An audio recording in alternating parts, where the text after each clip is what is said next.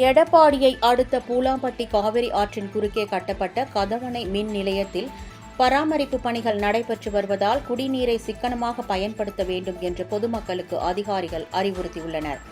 சேலம் மாவட்டம் எடப்பாடியை அடுத்த பூலாம்பட்டி காவிரி ஆற்றின் குறுக்கே கதவணை மின் நிலையம் செயல்பட்டு வருகிறது. இந்த கதவணை மின் நிலையத்தில் ஆண்டுதோறும் ஏப்ரல் மே மாதத்தில் பராமரிப்பு பணிகள் மேற்கொள்வது வழக்கம். அதன்படி நேற்று மாலை முதல் தடுப்பணை மின் நிலையத்தில் உற்பத்தி நிறுத்தப்பட்டு பராமரிப்பு பணிகள் மேற்கொள்ளப்பட்டு வருகின்றன. இதனால் பூலாம்பட்டிக்கும் நெருஞ்சிப்பேட்டைக்கும் இடையே காவிரி ஆற்றில் இயக்கப்பட்டு வந்த விசைப்படகு போக்குவரத்து நிறுத்தப்பட்டுள்ளது.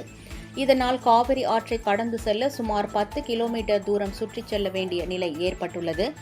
இந்த நிலையில் கதவணை பராமரிப்பு காரணமாக எடப்பாடி நகரம் ஒன்றியம் மற்றும் கொங்கனாபுரம் மகுடஞ்சாவடி ஆகிய பகுதிகளுக்கு பாதுகாக்கப்பட்ட குடிநீர் வழங்குவதில் சிரமம் ஏற்பட்டுள்ளதாகவும், எனவே பொதுமக்கள் குடிநீரை சிக்கனமாக பயன்படுத்த வேண்டும் எனவும் அதிகாரிகள் அறிவுறுத்தியுள்ளனர்.